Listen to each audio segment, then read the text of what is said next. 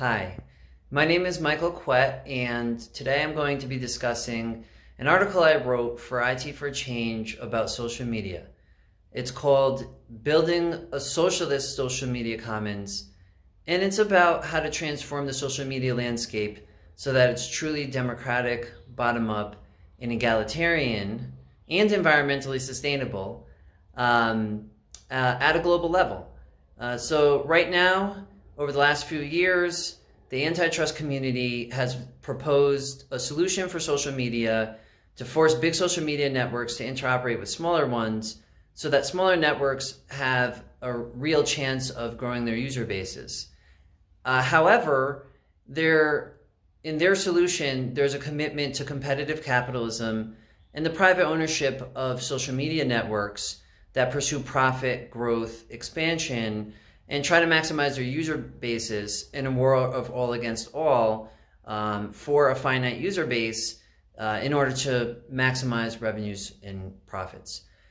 So I think that the harms that we see in big social media, such as privacy violations and user manipulation, as well as a consumerist model built around advertising that threatens the environment, these things are going to remain intact under their model. So I argue in the paper that instead we should be trying to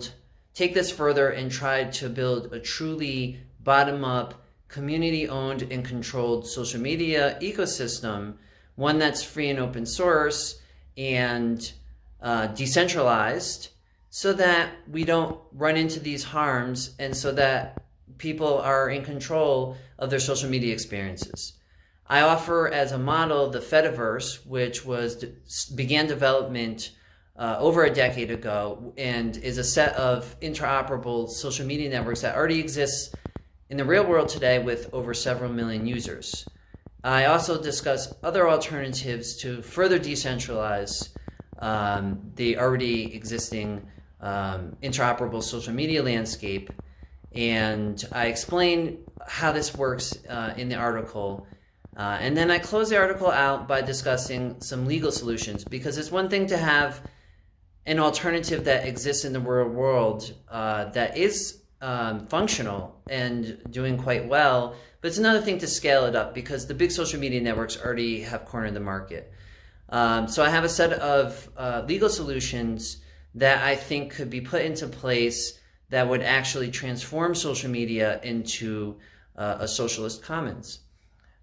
In order to make this work, obviously we would need a big grassroots movement, because you can't destroy trillion-dollar corporations without pushback and attempts to stop it from happening. So I hope that the audience who reads this article finds it interesting and engages with the ideas, maybe learns some things, perhaps even disagrees with others, but can find it useful in our quest to try to change the social media landscape. So I look forward to hearing what people have to say, and I hope you find the article useful.